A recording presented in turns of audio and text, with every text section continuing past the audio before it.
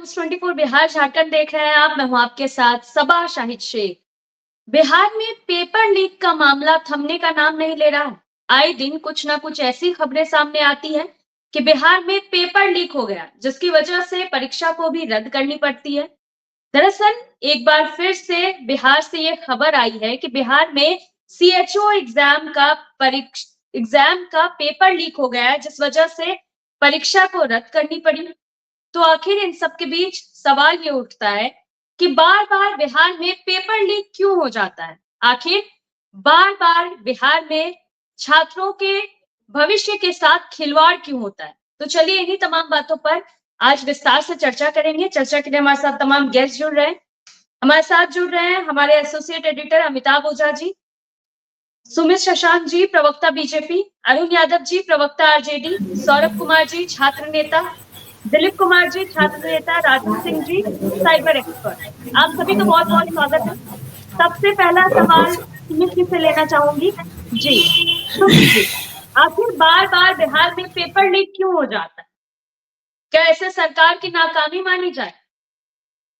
देखिए सबा जी, सवाल ये नहीं है जी। कि बार बार पेपर लीक क्यों हो जाता है। सवाल सबसे बड़ा ये उठता है और कहीं ना कहीं इसका जवाब ये है कि आज बिहार सरकार के अंदर कार्यरत पुलिस प्रशासन की पीठ थपथपानी चाहिए कि किस तरीके से 12 सेंटर्स पे छापे मारे जाते हैं और ऐसे लोग जो कहीं ना कहीं छात्रों के भविष्य को से खेलने का जो काम कर रहे थे वैसे लोगों को पहले ही पकड़ लिया जाता है। तो इसके लिए हम्म। सरकार की पीठ थपथपाने के बजाय और पुलिस प्रशासन की पीठ थपथपाने की बजाय कुछ एक लोग जो इसमें भी राजनीति ढूंढ लेते हैं।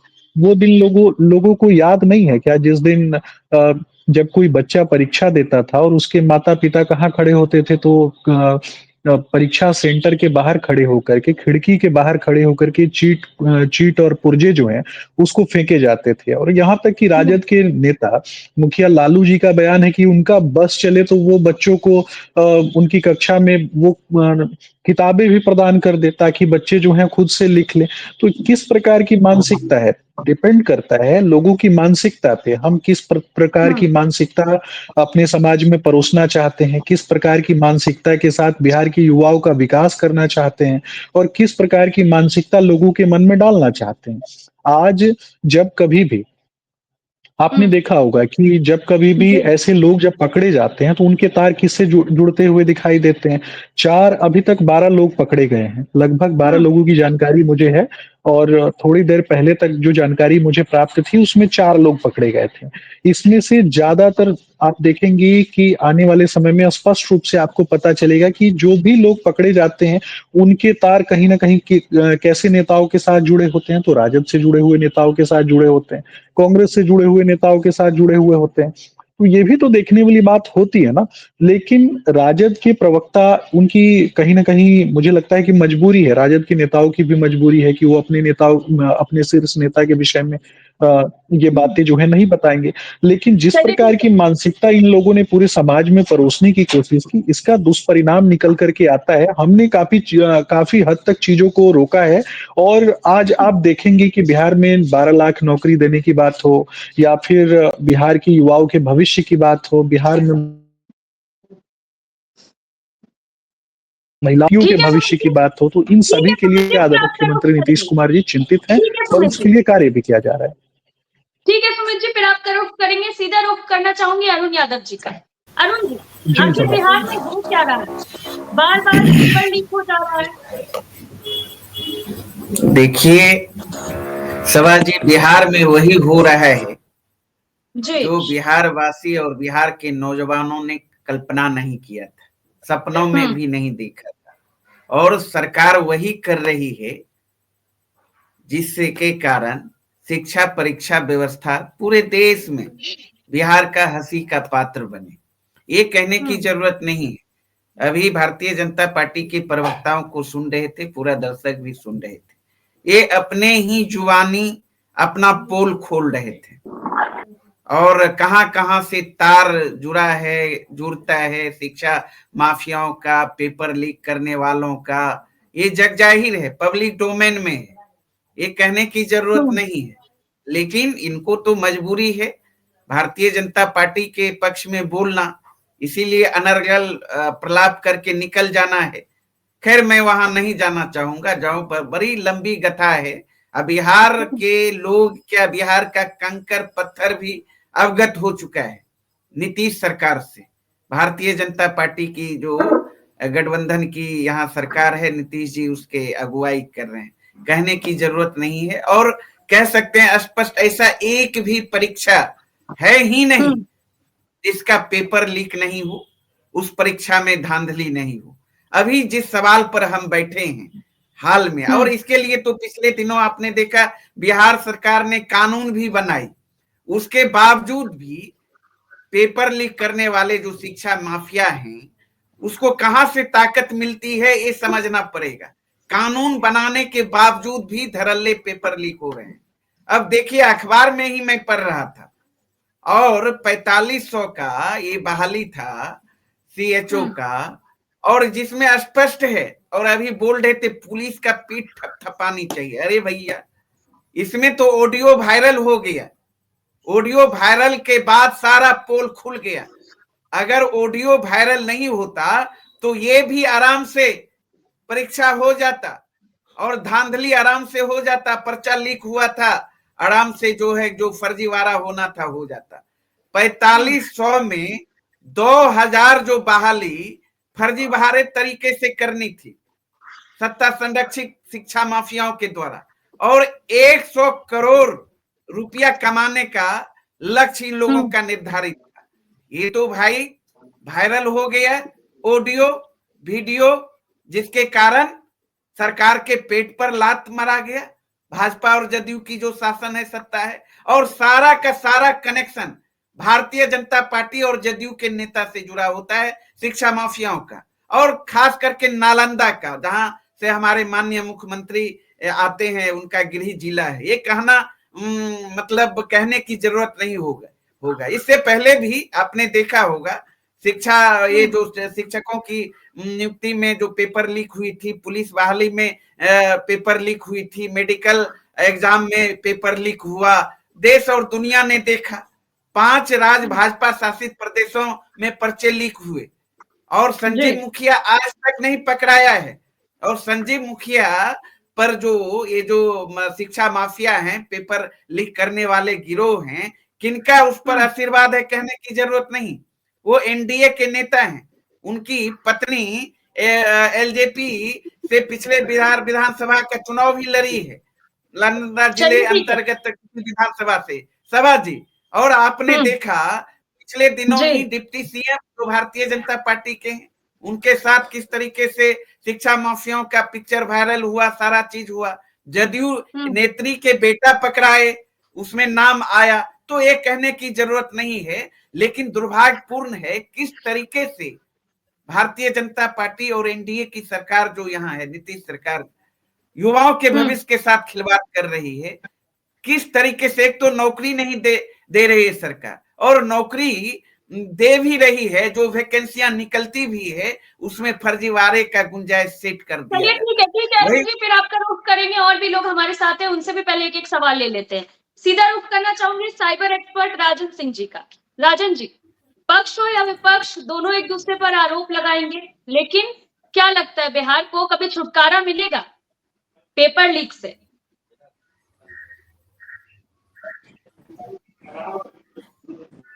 राजन जी,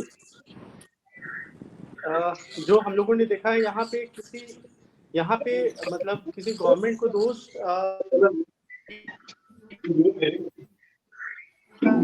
शायद कुछ टेक्निकल इशू है, राजन जी का रुख कर लेंगे, उससे पहले तब तक रुख कर देते हैं हमारे अमिताभ जी का। जहाँ पे एग्जाम, राजन जी आप एक बार फिर से ज्वाइन हो जाइए, आपके साइड से नेटवर्क इशू है, तब तक मैं अमिताभ जी का रुख कर लेती हूँ। अमिताभ जी, क्या कुछ बड़ी अपडेट है इस खबर पे? आखिर बिहार में पेपर लीक कब रुकेगा? देखिए, ये सवाल तो चला आ रहा है और कब तक चलता रहेगा ये सवाल का जवाब देना मुनासिब नहीं है। लेकिन फिलहाल इस केस में अपडेट यही है कि जो 37 लोगों को पूछताछ के लिए हिरासत में लिया गया था, उन सभी 37 लोगों को आज कोर्ट पे पेश किया गया, जहां से उन्हें जुडिशियल कस्टडी में भेज दिया गया। इसमें कई एप्लीकेंट हैं जो शामिल हुए थे, और कई लोगों ने ये बात बताई उन लोगों से 4-4 लाख 5-5 लाख रुपए में ये सौदा हुआ था और उसके बाद इन्हें सेंटर पे देखिए ये ऑनलाइन जो एग्जाम सेंटर होता है वहां पर पेपर लीक वाली बात नहीं होती, यहाँ पे होती है पूरे सेंटर को मैनेज करने की बात होती है कि जो यहाँ पे जिस कंपनी को दिया गया था पूरा एग्जाम कंडक्ट कराने के लिए, उस कंपनी के जो लोग होते हैं, जो उसके आईटी मैनेजर होते हैं, जो सुपरवाइजर होते हैं, वो सारी मिली भगत से होती है और यहाँ पर सिस्टम को हैक कर लिया जाता है। वही इस केस में होता है। राजन को इसलिए हमने इस डिबेट में रखा है कि बताएंगे किस तरीके से पूरे सिस्टम को हैक कर लिया जाता है और उसके बाद इसमें जो है धांधली की जाती है। तो हम चाहेंगे कि राजन अगर नेटवर्क में है तो आप ये समझाएं हमें कि किस तरीके से पूरे सिस्टम को हैक किया जाता है। बिल्कुल, जैसा अभी अमिताभ सर ने बताया कि क्या होता है कि कोई भी एग्जाम का जो सेटअप होता है तो उसकी मॉनिटरिंग जो होती है, जैसे वो वहाँ के अधिकारी उसको पहले करते हैं, उनके तरफ से चीजों को देखा जाता है। लेकिन क्या होता है कि जिस एजेंसी को एग्जाम दिया जाए, जैसे जहाँ पे एग्जाम होता है, एग्जाम जो सेंटर है, जो एजेंसी उस एग्जाम को कंडक्ट कर रही है, वो क्या करते हैं कि वहाँ पे जो वहाँ के ऑफिसर्स हैं, जो वहाँ पे एम्प्लॉय हैं जो काम करते हैं, वो पैसे के लालच में एक प्रॉक्सी सर्वर, जिसको हम बोल सकते हैं प्रॉक्सी सर्वर या प्रॉक्सी सिस्टम क्रिएट करते हैं।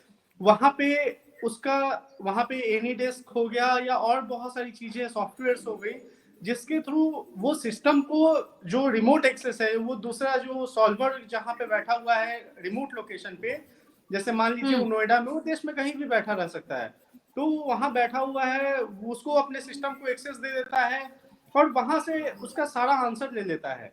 और ये सिर्फ उसी पर्टिकुलर सिस्टम, एक तो तरीका ये हो गया।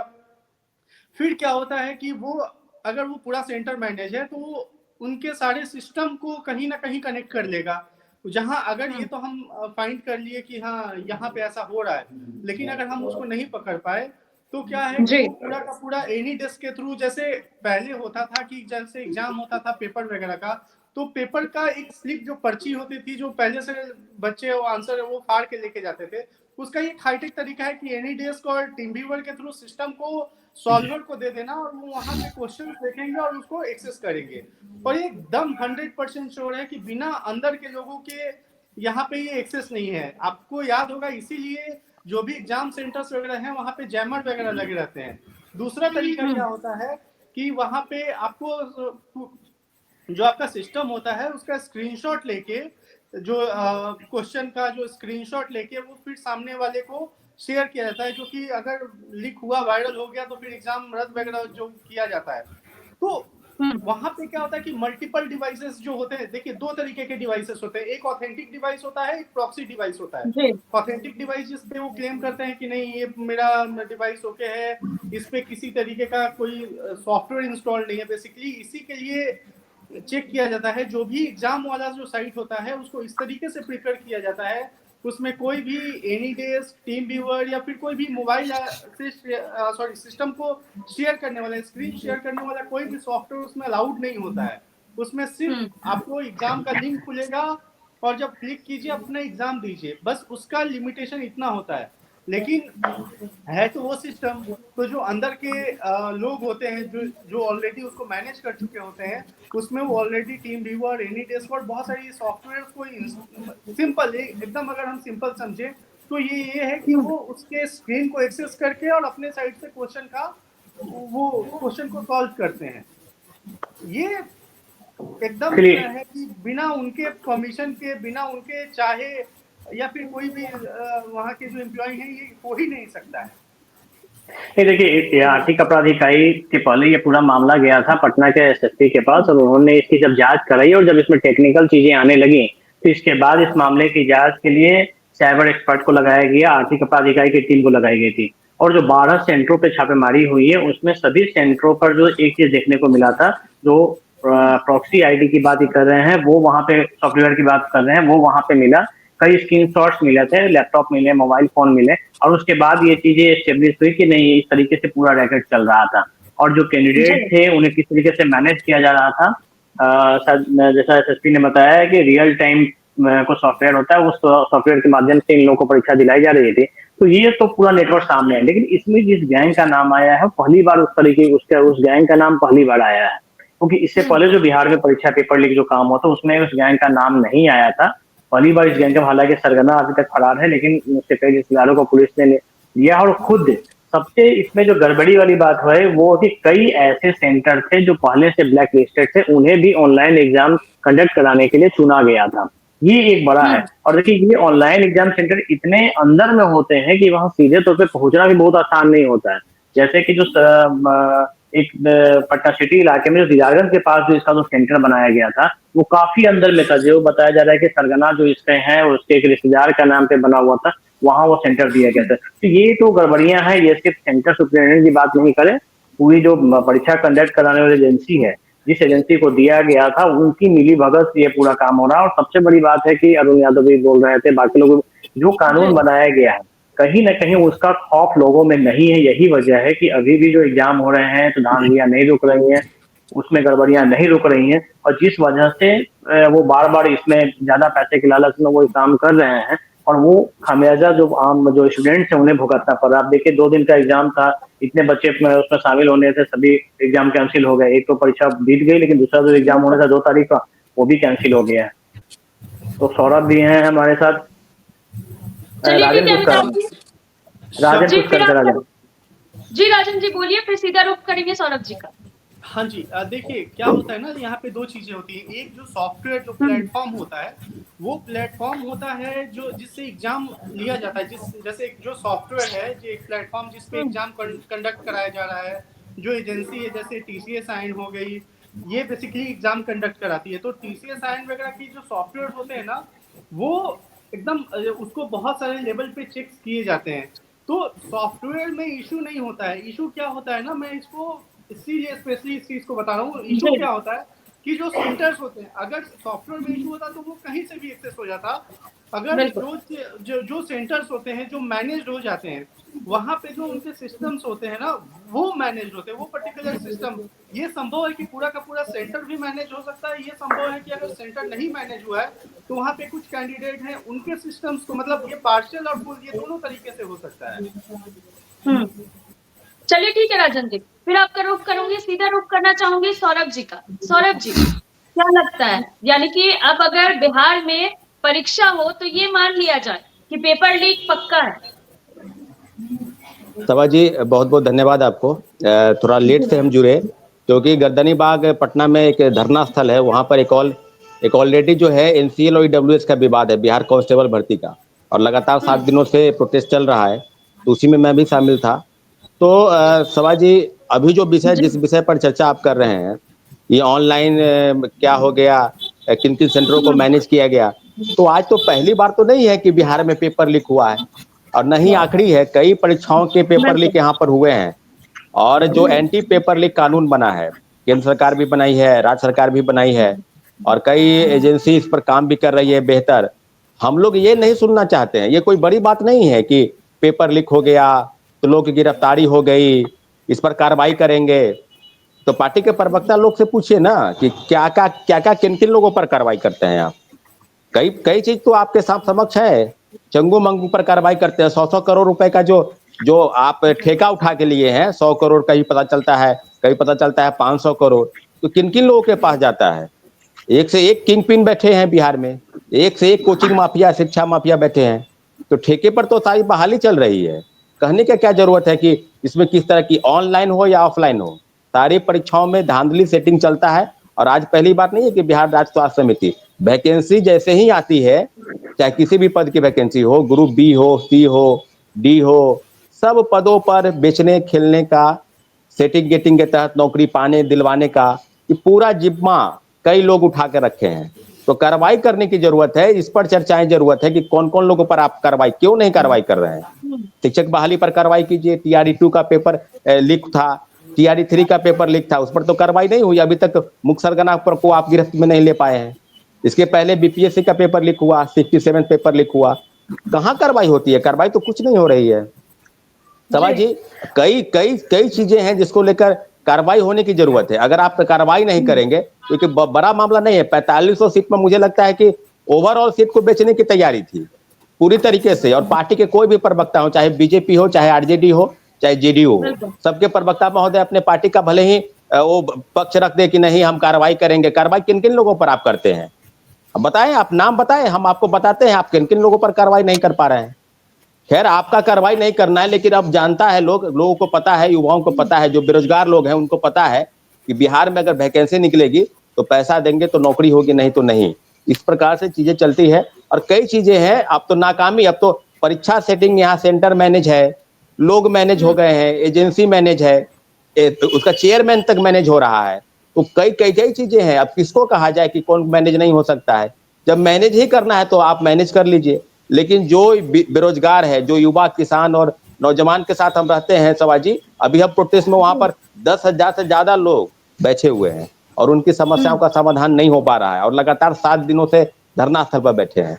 तो यही तो बात है। और कोई भी सत्ता पक्ष हो या विपक्ष हो, किसी का भी नेता वहां तक देखने तक नहीं आया। आप कह रहे हैं ना कि तेजस्वी यादव युवा की बात करते हैं, चिराग पासवान युवा की बात करते हैं, लेकिन कोई तो आए भाई, कोई नहीं, न सत्ता पक्ष हो न विपक्ष हो। यही तो बात है। और लगातार युवाओं के बीच जो आक्रोश है उसका एक ही लगातार पेपर लीक, धांधली सेटिंग, कई परीक्षाओं के इस तरह की चीजें हो रही है सामने, और कहने के लिए बस ये है कि हम कार्रवाई करेंगे। बस चंगू मंगू पर कार्रवाई करके जो भी एजेंसी है वो शांत हो जाती है। और जो मेन जो मुख्य उद्देश्य उसका है कि बस बड़े पैमाने पर सेटिंग गेटिंग के तरह लोगों को नौकरी दिलवाना, उनमें आज न कल उनको सफलता मिल ही जाती है। अंतोगत्वा होता क्या है, बेचारे निर्धन किसान और युवा बेरोजगार जो है उनका भरपाई कौन करेगा? उनकी जो हकमारी हुई उसका भरपाई कौन करेगा? ये बहुत बड़ा प्रश्न है। पूरे देश के लिए एक चैलेंज है।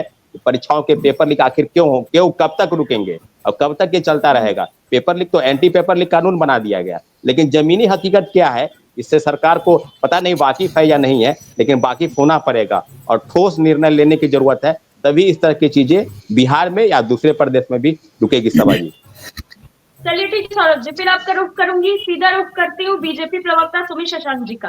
सुमित जी, क्या लगता है कार्रवाई होगी कभी? जिस तरह से अभी सौरभ जी भी बोल रहे थे कि आप लोग सिर्फ बातें बनाते हैं, चाहे पक्ष हो या विपक्ष, काम आप लोग कोई नहीं कर रहे हैं। देखिए सभा जी, मेरा स्पष्ट रूप से मानना है कि विगत कुछ वर्षों में जब से हमारी सरकार है, हमने लगातार कार्रवाई की है। और हमने कार्रवाई इसलिए नहीं की है कि ये हमारा काम है, हमने कार्रवाई इसलिए की है क्योंकि हमें बिहार के बच्चों के भविष्य की चिंता है। लेकिन जैसे सौरभ जी यहाँ बता रहे थे कि पक्ष हो या विपक्ष हो, देखिए ये जो दुख तकलीफ जो युवाओं में ना, ये दुख तकलीफ और ये रोष है, इसको कहीं ना कहीं इस रोष को कायम रखना चाहिए, मेरा स्पष्ट रूप से मानना है। और ये रोष होना चाहिए। क्यों होना चाहिए? क्योंकि कहीं ना कहीं पूर्व में जिन लोगों ने जो विरासत तय करी है, जिन लोगों ने जो लेगेसी बनाई है बिहार में अपराधियों के तंत्र को आगे बढ़ाने की, गुंडों के तंत्र को आगे बढ़ाने की, और कहीं ना कहीं समाज में वैमनस्यता के भाव पैदा करने वाले लोगों की, और जैसे ही विकास की बात होती है, रोजगार की बात होती है, कल्याण की बात होती है, वैसे ही समाज को जातिवाद में बांट देने की बात हो जाती है। और कुछ एक लोग, खास करके मैं वैसे लोगों की बात करता हूं जो राजद से जुड़े हुए लोग हैं, जो एमवाई समीकरण बनाने की बात कर देते हैं, लेकिन कभी भी एमवाई समीकरण के, अरे कम से कम तो एमवाई समीकरण की बात करते हो तो एमवाई समीकरण के बच्चों को भी तो चुनाव नहीं है, चुनाव नहीं है, समीकरण के बच्चों को तो नौकरी दोगे। अरे अरुण जी नेतागिरी बंद कर दीजिए, बोल रहा हूँ ना, चुपचाप सुनिए, मुद्दे पर ही बात कर रहा हूँ। नेतागिरी आपसे ज्यादा नेतागिरी आती है ना अरुण जी, आपसे ज्यादा। मुद्दे पे बस मुद्दे पे इधर उधर की बात ना कर, काफिला कहाँ लुटा ये तो बता। आपके पास आएंगे सुमित के बात पूरी कीजिए। उसके फोटो दिखाई देते हैं, पेपर लीक कांड में कोई भी व्यक्ति पकड़ा जाता है तो वो तेजस्वी यादव के साथ फोटो दिखाई देते हैं। इधर उधर की बात मत कर, तथ्यहीन बातें नहीं, तथ्यपूर्ण बात, झूठी नहीं, झूठ की मशीन वाली बात नहीं होना चाहिए। क्या आप झूठ बोलने के लिए छूट दे दी? क्या मुद्दे पे जाने वाली बात होगी? और मैं पूछ रहा हूँ ना, राजद के फिसड्डी युवराज से ज्यादा। हाँ बोलिए सुमित जी। अरुण जी आपको अच्छे से पता है, और मैं ये पूछना चाहता हूँ, आपको दुख नहीं होता है, आपको तकलीफ नहीं होती है इस बात को सोचने में और समझने में कि आप युवाओं की बात करते हैं? आपका तो बड़ा राजकुमार ही तो युवा है ना, उसके लिए दुख तकलीफ नहीं हुई आपको। लेकिन बात यहाँ जब बिहार के बच्चों के भविष्य की होती है, मैं बता रहा हूँ ना कि 12 सेंटर्स पे छापेमारी हुई, 12 लोगों को अभी तक पकड़ा गया। थोड़ी देर पहले तक जो जानकारी मुझे प्राप्त थी उसमें 4 लोगों को पकड़ा गया था। बिहार पुलिस ने जिस तरीके से सराहनीय काम किया, उसकी पीठ थपथपानी नहीं चाहिए क्या आपको? लेकिन जैसे ही वो व्यक्ति पकड़ा जाता है, उस व्यक्ति को बचाने के लिए इंटरनली राजद का तंत्र खड़ा हो जाता है। चोरी, डकैती, लूट, अपराध, भ्रष्टाचार, कहीं भी कुछ भी पकड़ा जाता है उसके तहत राजद से नहीं जुड़ते हैं। चलिए बता ठीक है, दीजिए ना, ठीक है सुमित जी जवाब ले लेते हैं। शर्म नहीं आती? ठीक है चुल्लू अरुण भर जी पानी में आप आपको जवाब दे डूब के मर दीजिए आप। जाना चाहिए।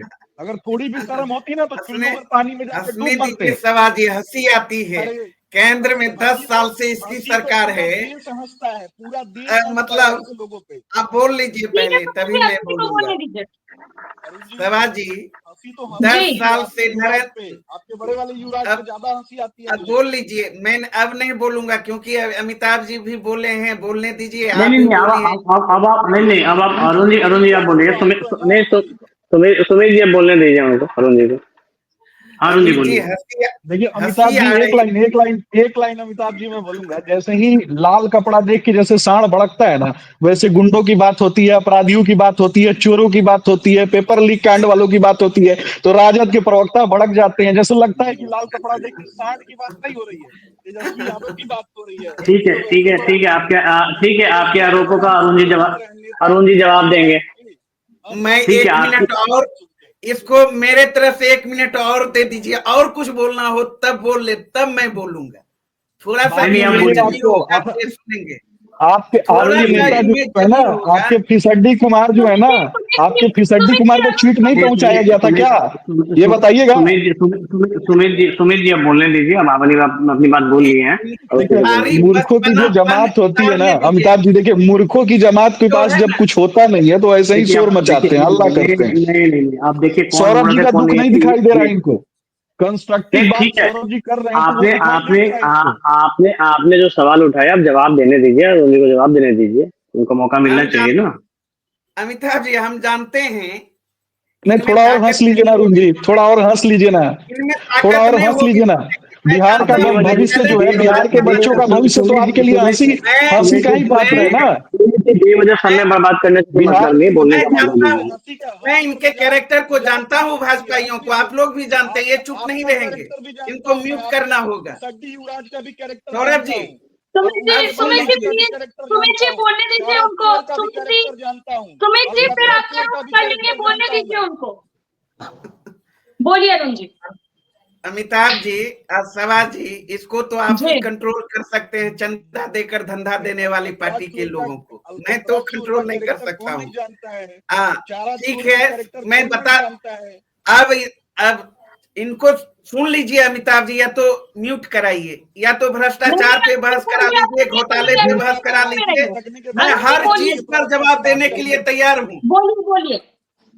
नहीं देंगे जवाब आप? देखिए सवाल जी, हमें हंसी आती है। केंद्र में 10 साल से इसकी सरकार, 20 साल से बिहार में इसकी सरकार, शासन इनका, प्रशासन इनका, षड्यंत्र इनका, सारे चोर माफिया इनका, घोटालेबाज इनके।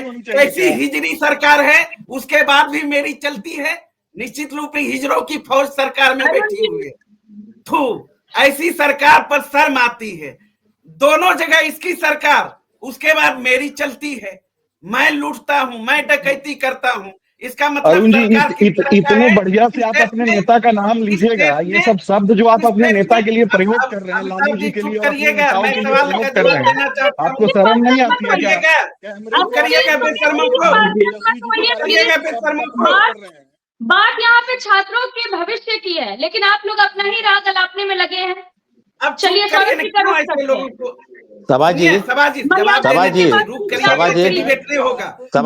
दिया जाए। सभा जी, इन लोगों को नहीं, सभा जी, अरुण जी, सवाल आप जवाब नहीं दे पाएंगे। नहीं, जवाब तो ले लीजिए।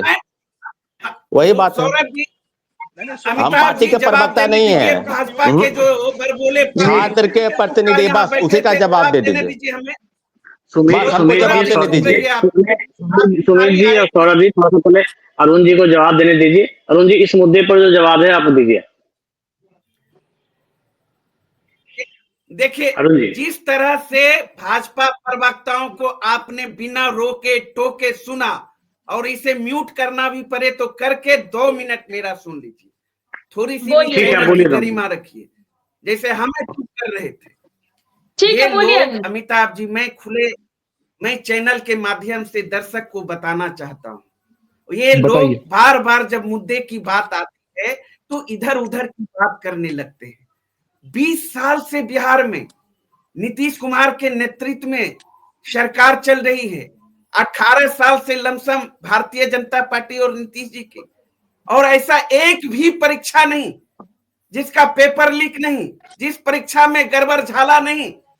सारा का सारा सिस्टम इसका, तंत्र इसका, सेंट्रल में 10 साल से सरकार में 80 परीक्षाओं में पर्चे लीक हुए, धांधली हुए। केंद्र की भी बात करता हूं, राज्य की बात करता हूं। सारे शिक्षा माफियाओं का नाम, संजीव मुखिया से लेकर चिंटू पिंटू से लेकर ये सब सरगना भारतीय जनता पार्टी और सबके फोटो तेजस्वी यादव के साथ, सबके फोटो लालू जी के साथ। और ये लोग इतने बेशर्म है, सुनना नहीं पसंद करेंगे। अरे अगर आप कहते हो हमारा हाथ है तो कार्रवाई करने से किसने रोका है? क्यों हिजड़ों के तरह देश को, प्रदेश को चला रहे हो? छोड़ दो ऐसी सत्ता को, छोड़ दो ऐसे शासन को। क्यों शासन में बने हुए हो? थोड़ा सा भी शर्म नहीं लगता है? सिर्फ विपक्ष को इधर उधर की बात कह के जनता को बरगलाने के लिए। 17 माह का सेवा काल तेजस्वी यादव जी का देखा है इस बिहार में, और उस सरकार में भी। और उसमें कितनी बार पेपर लीक हुए ये भी बता दीजिए अरुण जी। उसमें कितनी बार पेपर लीक हुआ, कितनी चोरी हुई, कितनी गुंडागर्दी हुई, कितने अपराध की घटनाएं हुई, कितने बलात्कार हुए, और उसमें राजद के कितने नेता थे ये भी बता दीजिए ना। जिनके अब हंसी निकल गई। ऐसे भाजपाई को बंद करिए और 5 लाख नौकरी देने का काम किया। और पर्चा लीक, हमारी सरकार जब गई शिक्षक की पर्चा लीक हो गया जनवरी में, किसने नहीं देखा? बिहार पुलिस की अगर वहां धांधली हुई उस एग्जाम में, उस पर सुनवाई हुई और कार्रवाई हुई। ये तो सुनवाई और कार्रवाई वाली सरकार है ही नहीं। कहां चले गए? उस पर तो जवाब क्यों नहीं देते? कहते हैं युवाओं की, सौरभ जी बोल रहे थे ना पक्ष को चिंता है ना विपक्ष को। पक्ष को तो चिंता है ही नहीं। अगर नौजवानों की चिंता अगर किसी को है, नौजवानों की खुशहाली की चिंता है, तो सिंगल बिहार में एक तेजस्वी यादव जी। भाषण हो गया हो तो कम से कम जो सौरभ जी ने पूछा था वो तो बता दीजिए। बीच जाते थे, किसने नहीं देखा है? मामला हो, भर्ती का मामला हो, सारे सवालों को लेकर हम लोग सड़कों पर रहे हैं। हमारे नेता तेजस्वी जी सदन से लेकर सड़कों पर रहे हैं, और नौकरी भी देने का काम किया, और सुनवाई भी करने का काम किया, कार्रवाई भी सुनवाई करने का काम किया। चौथा फैल और फर्जी डिग्रीधारी हमारे नेता नहीं है। हमारे नेता ने स्वीकार किया, लेकिन लालू जी का बेटा 9वीं फेल। ये अभी कुछ दिन पहले 3 बच्चों की बात पे वकालत कर रहे थे। बलात्कारी है, सारे भाजपाई तरीके से डिबेट नहीं होता है। लोगों को या तो लेट के लिए चाल चरित्र को देखना पड़ेगा, हमको समझना पड़ेगा। देश ने चौथा फैल प्रधानमंत्री इस देश में है, चौथा फैल प्रधानमंत्री देश में है। नरेंद्र मोदी करता हूँ, लालू जी और तेजस्वी जी के बारे में बातें नहीं कीजिए। इसने नहीं देखा है, सबसे भ्रष्ट नेता है भारतीय जनता पार्टी में। पकड़ाया राष्ट्रीय। अरुण जी बात समझने की कोशिश कीजिए। अरुण जी पानी पी लीजिए, अरुण जी पानी पी लीजिए, दवा खा लीजिए। कुछ कहना चाह रहे थे आप? दवा खा लीजिए, पानी पी लीजिए, दवा खा लीजिए। देखिए अरुण जी प्लीज कितनी सभा जी कितनी शर्मनाक बात है। बिल्कुल कि आज पेपर लीक होगा और उस पर जो है अपने पार्टी का पक्ष ले रहे हैं। सुमित जी आप तो मतलब हमको लगता है जब ये डिबेट में बैठते हैं तो आप जिस विषय पर डिबेट होता है उस पर आप अपनी बातों को नहीं रखते हैं। आप सीधे आरजेडी पूरा विषय में लिख के लेके आया हूँ। सौरभ जी पूरा विषय लेके लिख के लाया हूँ। और विषय जवाब तो आप पर ही दे बात नहीं कर रहा हूँ, पाते हैं। लेकिन ये गुंडा पार्टी के जो प्रवक्ता यहाँ बैठते हैं ना, जब गुंडा पार्टी के प्रवक्ता यहाँ बैठते हैं तो सीधा आरोप देख प्रत्यारोप की लीजिए राजनीति बिहार करते में हैं सौरभ जी। क्राइम रेट आप क्या है, कंस्ट्रक्टिव बात करते हैं सौरभ जी, NCDR आपकी का डाटा आप देख कहीं ना ले। कहीं आपको सही बात करनी चाहिए। मैं सारी चीजें लिख करके लाया हूँ, एक एक चीज पॉइंट बाय पॉइंट लिख के लाया हूँ, कोई लेकिन ये पॉइंट गुंडा नहीं है, पार्टी के कुछ प्रवक्ता नहीं है। जैसे ही आते हैं झूठ अपने का पिसड्डी मुद्दे कुमार पे को बचाने की ठीक है, बात करते अरुण हैं। जी, क्या है, अरुण बात जी, बहुत पिसड्डी सारे कुमार ने अपने जीवन में क्या किया है ये बता देना। पिसड्डी कुमार का प्रवक्ता कौन, तो ऐसे लोग वाइंड अप करना होगा प्लीज। देखिए सौरभ जी, क्या लगता है देखिए, समस्या का म्यूट नहीं कर समाधान सकते कभी हैं होगा सौरभ बिहार जी, में? अमिताभ कोई जी दिन ऐसा म्यूट नहीं आएगा हो कि बिहार सकता है में पेपर लीक नहीं बोलने होगा? सौरभ जी, ये जिस प्रकार के शब्दों का प्रयोग कर रहे थे क्या वो सही था? आप बताइए। प्लीज, मैं भी यहाँ बैठी देखिए, हूँ, मुझे सवाल मत कीजिए। आप जब ज्वाइन नहीं किए थे उस समय लालू बोलने जी की का भी बातों मौका को दे मैंने तब कोट न किया बोले। था सौरभ जी। क्या बोले, ये लोग चुप क्या नहीं बोले होंगे, आप? अरे लेकिन शोर मत मचाइए अरुण जी। अरुण जी, बड़ा मुद्दा अगर आप लोग शांत नहीं होंगे मुझे म्यूट करना होगा प्लीज। समझिए, ऐसे डिबेट नहीं होता है। डिबेट इसलिए किया गया है ताकि छात्रों अच्छा की एक जो जवाब दे टॉपिक है दीजिए, उसको बात हो सके। क्यों नहीं नहीं अरुण आपने जी, भाजपा प्लीज, प्रवक्ता को अरुण रोका? जी प्लीज रुक भाजपा जाइए। प्रवक्ता अरे को क्यों नहीं? अरे अरे अरुण जी, अरुण जी, इस तरीके से शोर अरुण जी, शबा ठीक है, जी सौरभ देखिए, जी, यहाँ बात पे रखिए जो अपनी। शबा जी जो यहाँ पे बात हो शबा रही जी, थी वो एग्जाम को छोड़ के बाकी सारी चीजें हो रही थी। बिल्कुल मैं बिल्कुल, यहाँ मैं कंपटीशन चल रहा था अभी छात्रों के मुद्दे से। मुझे बिल्कुल नहीं मैं लगता कि देखिए, पक्ष हो या विपक्ष बस हो, किसी को भी देखिए, मतलब है। लास्ट में मेरा 2 ही सजेशन रहेगा। मुझे बहुत जी, सारी चीजें नहीं समझ में आई। और देखिए, ये पॉलिटिक्स की बात नहीं है। पार्टी चाहे आप बिल्कुल सपोज आपको सीएम बना दिया जाए, अमिताभ सर को बना दिया जाए, सौरभ सर को बना दिया जाए, मुझे बना दिया जाए, यहाँ पे सीएम का जो भी रोल है वो उसके अलावा जो इंटरनल, अब जैसे क्या है कि जो एग्जाम सेंटर है वहां पे एग्जाम सेंटर को कैसे मॉनिटरिंग हो, कैसे हो, ताकि ये सारी चीजें आगे ना हो। हमें इस बारे में देखिए, हमारा क्या बिल्कुल इसके बारे में हमने, हमारा सजेशन क्या है, हमारा सुझाव क्या है, और ऐसा ही होना चाहिए कि जी, जहां भी हमारे एग्जाम होने वाले हैं, जैसे सपोज आपके पाटलिपुत्रा में कोई है आईएन डिजिटल सेंटर, सपोज एक एग्जाम सेंटर है, वहां पे एग्जाम होते हैं, हमने वहां पे एग्जाम कंडक्ट करा है, तो सबसे पहले तो ये होना चाहिए कि एग्जाम के 24 घंटे पहले जो या तो एजेंसी के, सरकारी एजेंसी के जो ऑफिसर्स हैं,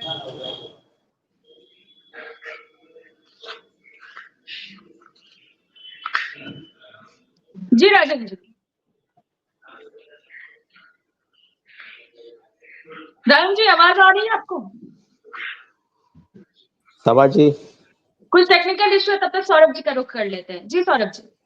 शबा जी, हम लोग ये नहीं चाह रहे थे कि डिबेट का आखिर सभा जी शबा जी देखिए, बोलने दीजिए ना सौरभ जी की बात हो गया, खत्म कीजिए अरुण जी। अरुण सौरभ जी प्लीज प्लीज, अरुण जी उनको बात 5 करने मिनट दीजिए। बोलने आपको दीजिए। मैं सुन रहा था, अरे किसने अरुण जी, डायरेक्ट हाँ, किया? जल्दी से डिबेट को किसने नहीं सुन लीजिए, प्लीज आप पूरा दोनों को सुनिए।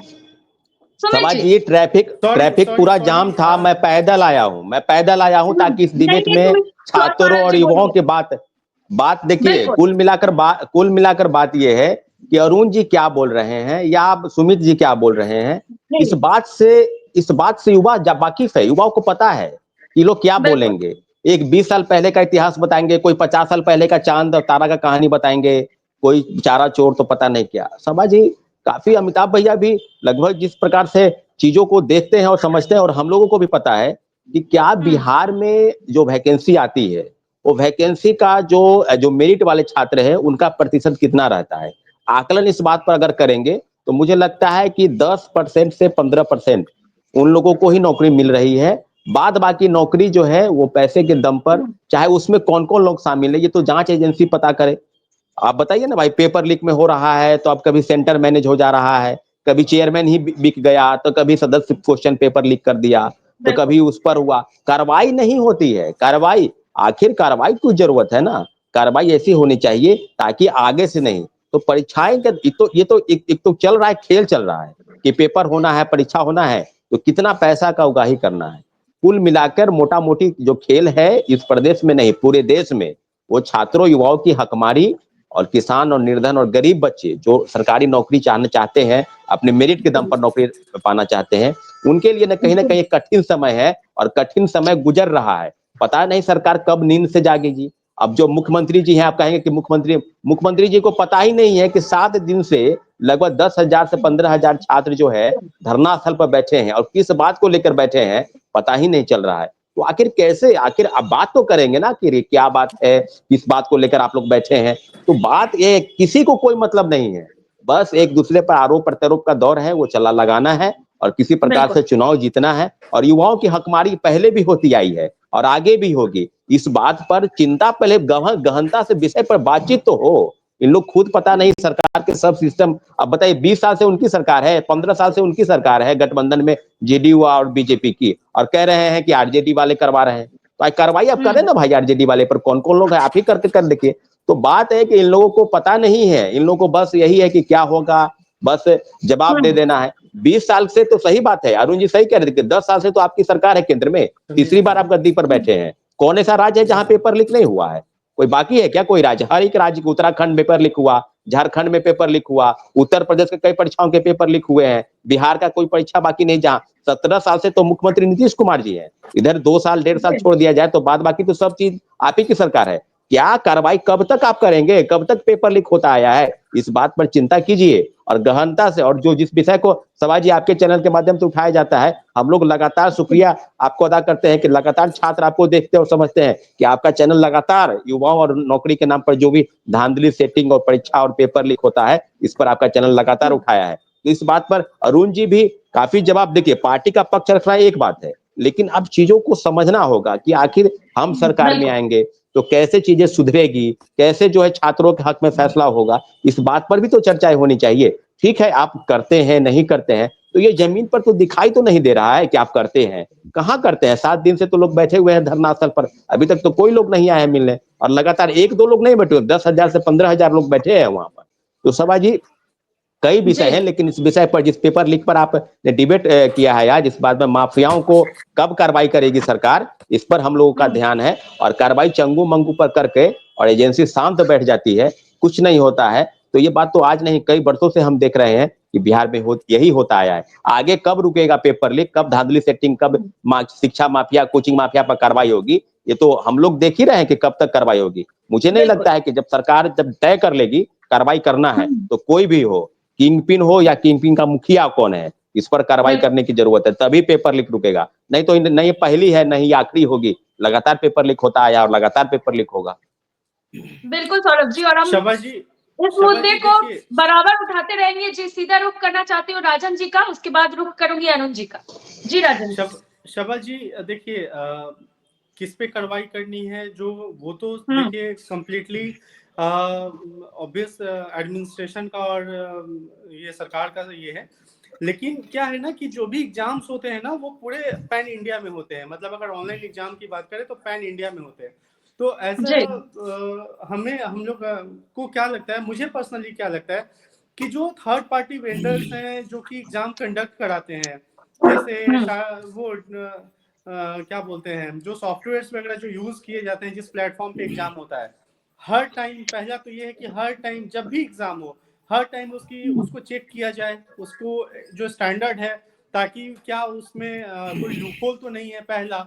दूसरा सबसे बड़ा सवाल है, ये सजेशन है कि जहाँ पे जो सेंटर है, जैसे मान लीजिए कि जो मैं उस समय बता रहा था, जो सेंटर है जहाँ एग्जाम होने वाला है, उस पर्टिकुलर सेंटर को, जैसे जितने सारे सेंटर्स हैं उस सारे सेंटर्स को साइबर एक्सपर्ट, या तो सरकार के साइबर एक्सपर्ट हो या फिर जो सरकार इम्पैनल कर ले थर्ड पार्टी एजेंसीज को, वो पर्टिकुलर पूरे सेंटर को मॉनिटर करेगी, मतलब एग्जाम के 24 घंटे पहले उसको सारे सिस्टम को चेक करेगी, क्रॉस चेक करेगी, सारे सिस्टम अगर कोई उसमें प्रॉब्लम है तो उस सिस्टम को निकाल के बाहर निकाल देगी। जैसे अगर कोई सॉफ्टवेयर ऐसे अनवांटेड सॉफ्टवेयर, जैसे मान लीजिए एनीडेस्क हो गया, टीमवीवर हो गया, जिससे हम सिस्टम को, स्क्रीन को शेयर कर सकते हैं किसी को, तो वो अगर वैसा मिल जाता है, क्योंकि कायदे से वो सॉफ्टवेयर होना ही नहीं चाहिए, तो अगर वैसा है तो उसको निकाल बाहर फेंके, या उस सिस्टम को या फिर वो एजेंसी को जो ब्लैकलिस्ट किया गया है उसका एक सेंट्रलाइज्ड डेटाबेस बने।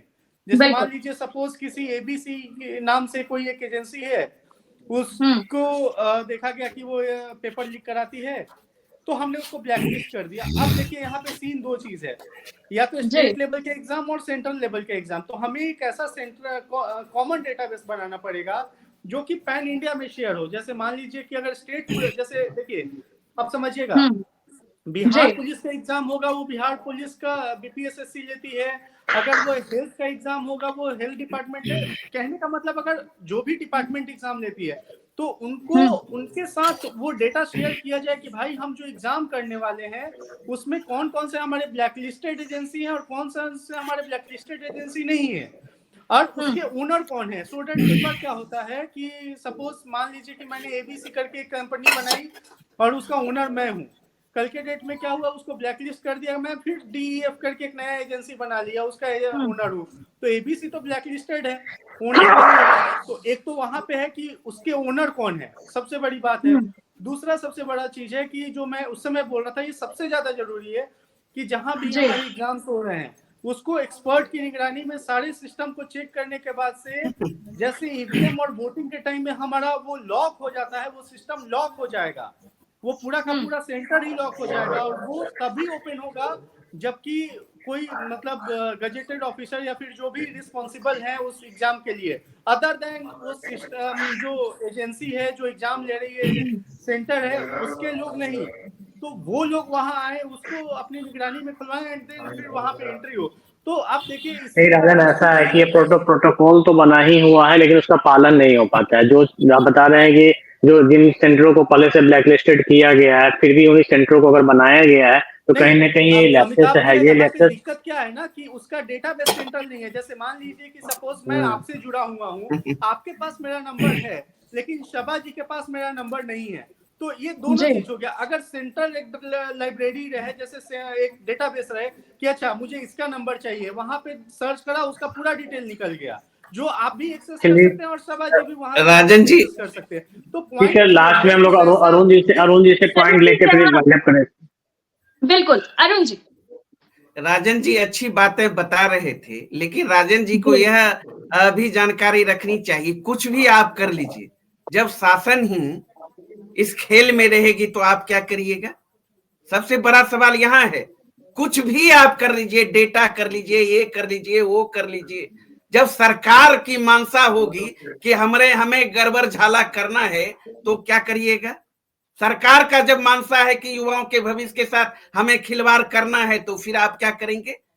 सवाल यहाँ है, सवाल इधर उधर नहीं है। सवाल जी हम विनम्रता के साथ आपसे कहना चाहेंगे, हम नहीं चाहते हैं किसी भी हाल में कि मुद्दा जो हो उससे भटके, इधर उधर की बात हम नहीं करना चाहते। जो सवाल है उस पर जमकर बहस करिए ना, हम करने के लिए तैयार हैं। लेकिन ऐसे चिरकुट को आप बैठाते हैं भाजपा के लोगों को, उनके पास तो कोई जवाब नहीं है। नहीं ऐसे लोग जब वो बोल रहा था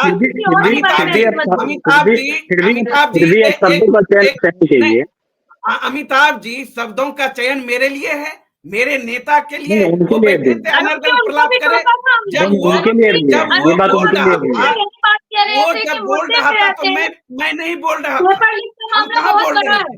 चाहे जो भी हो, आप लोग बोलते हैं सही बात है, लेकिन बिहार की हालत क्या है ये सब जान रहा है। और बिहार में युवाओं के भविष्य के बारे में अगर हम सब नहीं सोचेंगे तो कौन सोचेगा। तो देखिए सवाजी, जैसे सौरभ भाई भी बोल रहे थे, कभी ठीक है आप देखेंगे सौरभ जी, हमारे आदरणीय नेता तेजस्वी जी विपक्ष में बस अपनी बातों को समाप्त करेंगे। चाहे जिस सवाल पर आप छात्रों के साथ धरना पर बैठे हैं, आप देखे होंगे पिछले दिनों सदन के अंदर हमारे आदरणीय नेता ने उन सवालों को उठाने का काम किया। सदन होता है सबसे बड़ा मंदिर, सारे सवालों को वहां महागठबंधन ने रखने का काम किया हमारे तेजस्वी यादव जी के अगुवाई में। आज भी जिस पेपर लीक के सवाल पर हम लोग डिबेट में है, उस सवाल पर भी कल ही हमारे आदरणीय नेता तेजस्वी यादव जी बोले हैं। जो हमारा फर्ज है, हमारे नेता का फर्ज है, दायित्व है, वो पूरी ईमानदारी के साथ हम सड़क से लेकर सदन तक उस जवाबदेही जिम्मेवारी का निर्वहन कर रहे हैं, इसमें कहीं संदेह नहीं। ये सरकार बहुत बहुत शुक्रिया हमारे साथ जुड़ने के लिए। दरअसल अगर बात करें बिहार की, तो बिहार में आए दिन कहीं ना कहीं से ऐसी खबरें आती रहती है कि बिहार में पेपर लीक हो गया। अब सवाल यही उठता है कि आखिर बार बार बिहार में पेपर लीक कैसे हो जाता है। पेपर लीक के मामले सामने आने के बाद भी क्या प्रशासन या सरकार चौकन्नी नहीं होती? आखिर इसे क्या कहा जाए? इसे सरकार की नाकामी कही जाए? बार बार सवाल यही उठता रहेगा कि आखिर बिहार में युवाओं के भविष्य के साथ खिलवाड़ होना कब थमेगा? हालांकि पक्ष हो या विपक्ष, दोनों बयानबाजियां करते हैं, एक दूसरे पे आरोप लगाते हैं, लेकिन इन सब से सवाल नहीं बदलेगा कि बिहार में पेपर लीक का मामला आखिर कहां जाके थमेगा। फिलहाल के लिए इतना ही। देखते रहिए न्यूज़ 24 बिहार झारखंड। अगर आपको ये डिबेट अच्छी लगी तो इसे लाइक और शेयर जरूर करें। आप अपनी राय में कमेंट करके भी जरूर बताएं और हमारे चैनल को सब्सक्राइब करना ना भूलें। नमस्कार।